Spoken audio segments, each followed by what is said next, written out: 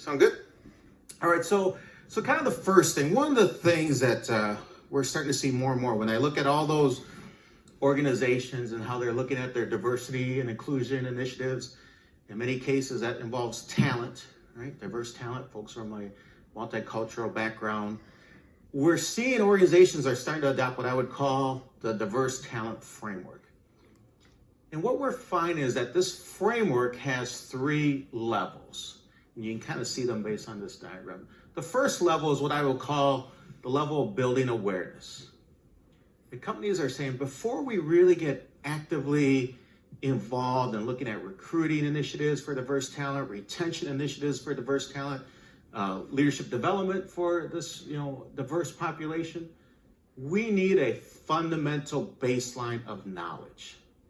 We need to know more about this community, right? And that's what I would call the cultural insights. They're saying we want to make sure that we're well informed, so that way when we put together these other initiatives, we're not making mistakes, right? We're putting together things that are culturally relevant. An example, in just a second, I'll give you an example of what some of those look like. Okay. The next thing companies are saying is we need to look at best practices. What are other organizations doing? Can we learn from them? And I know I get it. What works at Allstate may or may not work here at Progressive. I know you're different and you have your own culture. But I think it's good governance to have a general sense of what's happening outside your 4 walls, right?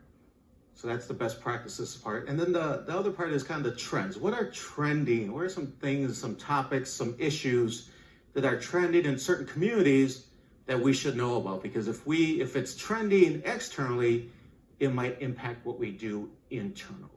Okay? So you take those 3 elements, the cultural insights, best practices, trends, and that's what gives you that building awareness foundation. That makes companies, that makes leaders much more informed, that then makes them and allows them to create much more effective recruiting and retention development programs. Okay?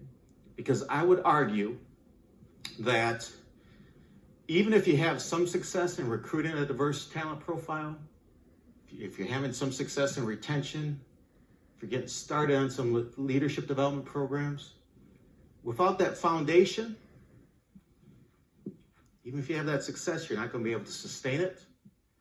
You're not going to be able to replicate it, and you sure as heck won't be able to scale it across the enterprise without that level of foundation.